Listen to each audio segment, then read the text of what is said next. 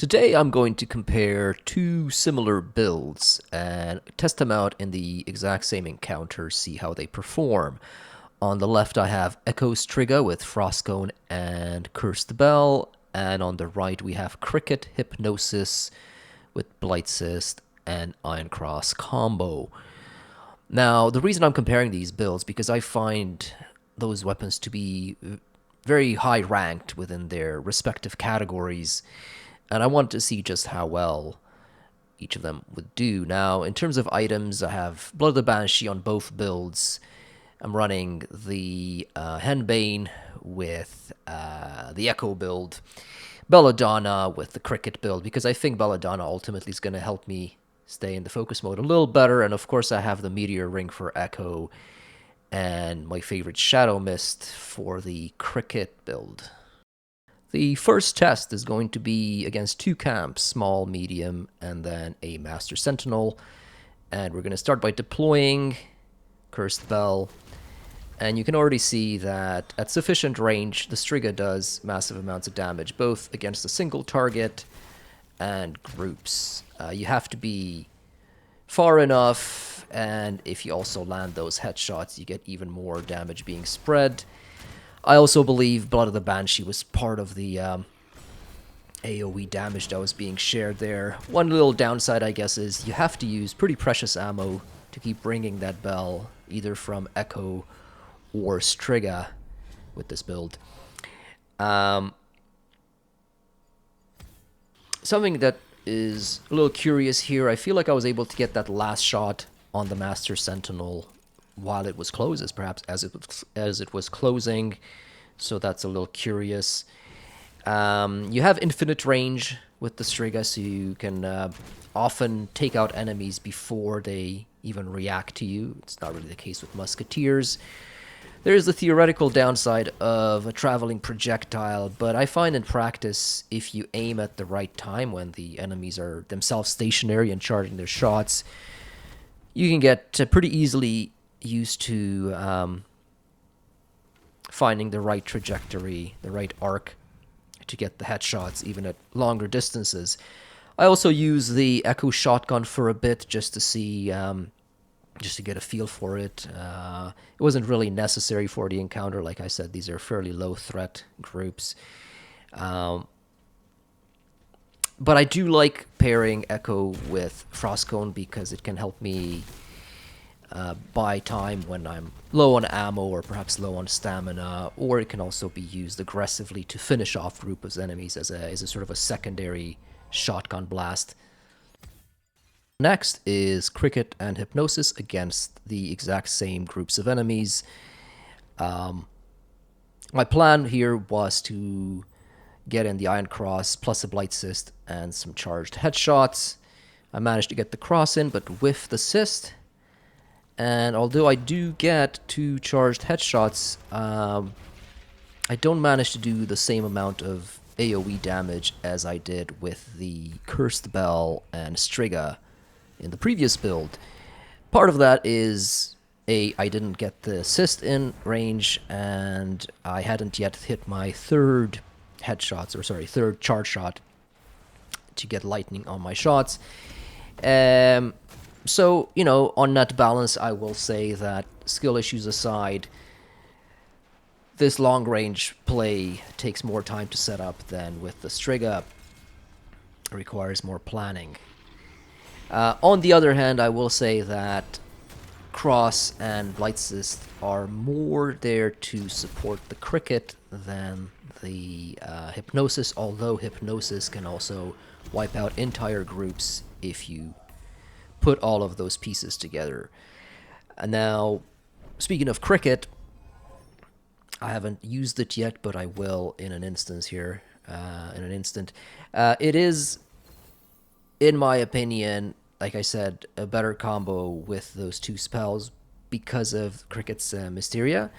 You get your empowerments from Blight Cyst deaths. You get Blight Cyst off cooldown more often, also a property of Cricket, and you're just generally able to create much more chaos.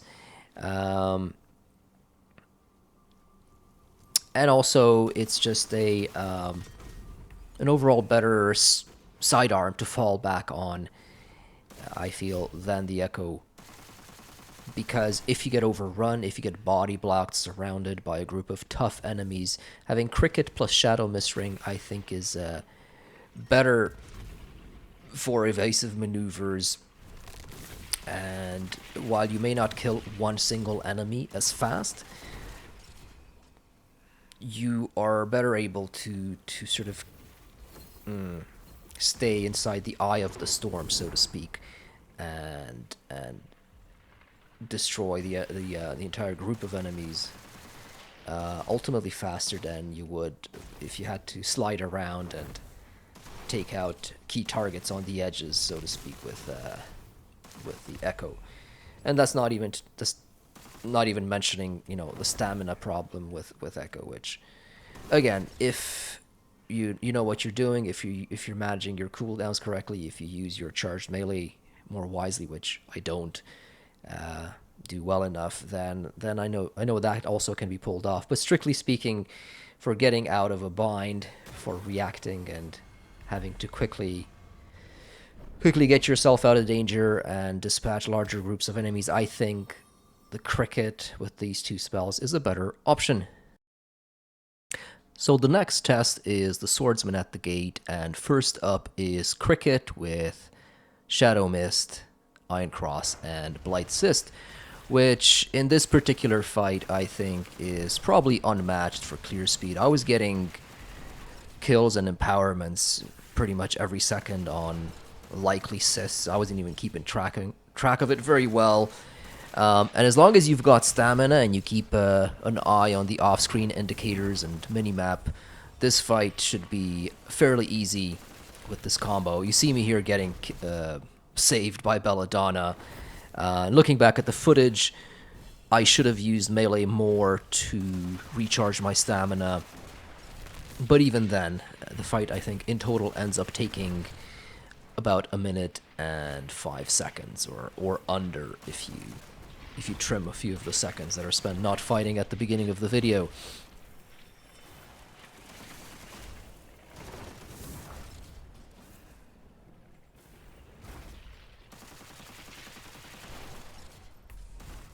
So next we're going to have a look at the exact same fight, but this time relying on Echo with Cursed Bell and Frostcone. I tried this fight with Striga, but it honestly was too slow, and Striga did not benefit from its range for its second Mysterium, so it didn't go as well, and honestly, Echo went far better and faster. I think the same critique to my gameplay applies here as with Cricket. I should have been using my charged melee way more proactively to refill stamina, so that's something to work on. But yeah, sliding with the Echo takes a little bit more attention, a little bit more doing than simply dashing around with Shadow Mist and Cricket. And I think still the overall stamina consumption for this method is a bit higher. I also really love the way Frostcone acts almost as a secondary shotgun to finish up groups of enemies in front of you. And the final test is an extremely dangerous group, approaching first with Hypno and Cricket. I knew there was a warrior priest, so I was trying to take him out with my long-range option, but I noticed he was all the way on the other side of the camp, so I tried to sneak up on him through the left side here. I think I plopped down my Iron Cross a little bit prematurely because it takes me a while to actually make my way to that group of enemies, and I take out my Cricket because I realize this is where most enemies will be, and like I previously said, Blight Cyst, having a number of them out on a battlefield and quickly shooting them can at times act almost as a Cursed Bell of sorts, because it may not stun them, but it does at least stagger them out of whatever attack animation. And throughout this playthrough, I did that a few times where I was about to get hit, And generally speaking, that's something I do. I'm about to get hit, and I quickly pop the cyst, and that sort of or staggers the enemy out of their attack animation, buying me time to do my thing. Not much more to say here. Cricket with these two spells allows you to stay aggressive and mobile in the midst of several medium and heavy enemies without taking that much damage. And even when dealing with single targets, I think the old stereotypes that cricket is mostly for groups is no longer true, because again, with the right synergies you can empower it even on a single target. And if you land your headshots correctly, if you also have Arcana, which I did not, you can deal with the heaviest of enemies just as well.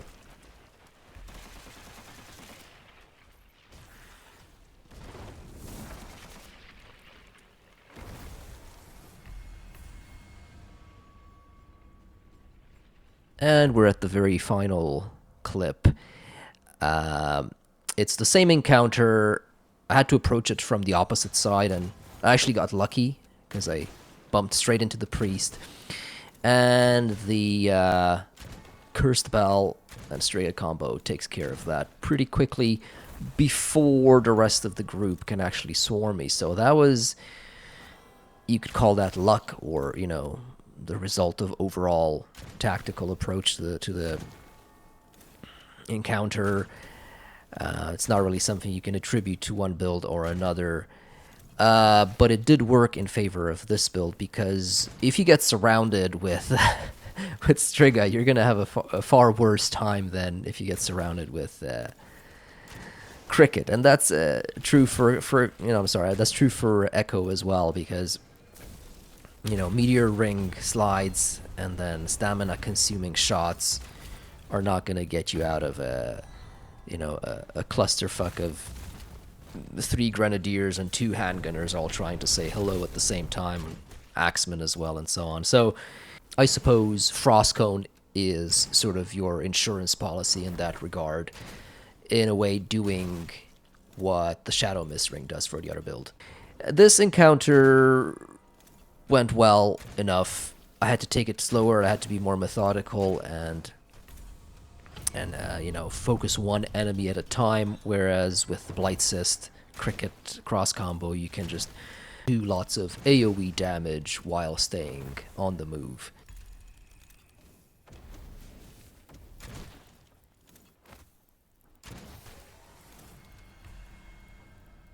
Is either of these builds, in any objective sense, superior to the other? Overall, I will say probably not. If you are more accustomed to playing one way or another, that's still going to be a more decisive factor in the success of your expedition than the actual build. But as far as my biases are concerned, I think, to me, short-range weapons tend to be more of a backup plan that I fall on if I'm overwhelmed, outflanked, body blocked, etc. So in that sense, Cricket Shadow Mist is a superior option. In terms of using a short-range weapon aggressively, I think if you do that in Witchfire against an extremely dangerous group, not a small group, but an actual threat, if you try to do that against a group that poses an actual threat, you invariably put yourself out of position. If you do that, you need to be able to overwhelm the enemy. And Echo sliding around with Echo Meteor Ring does not necessarily do that, in my experience, at least not as well as Cricket with the combinations we've been experimenting with. So in that regard, in terms of short range option, I think the Cricket build wins, in my opinion. In terms of long range capabilities, I think the race is a lot closer. The Hypnosis Iron Cross Blight Cyst combo is ultimately capable of putting out more explosive AoE damage, but takes longer to deploy and arguably also requires more skill. On the other hand, deploying the Cursed Bell is faster, can be triggered again with a weapon 2 additional times. And the Striga itself is somewhat better equipped at dealing with enemies trying to close the distance and rush you, assuming you've run out of ammo on your short-range weapon, for example, right? So it is a little bit more versatile, and the ease of aiming with it is honestly a matter of personal preference. Some people are really thrown off by the traveling projectile, whereas others have no issue with it. Similarly, some people have trouble charging their shots under pressure with hypnosis, whereas for others, it has become second nature. And overall, I would say, again, this comparison is meant more as a conversation starter and less as a sort of definitive objective analysis, because it is a game after all. It's meant to be fun, and any good game, which Witchfire is, would allow for a variety of playstyles, approaches, and builds. And I believe these two are some of the stronger ones.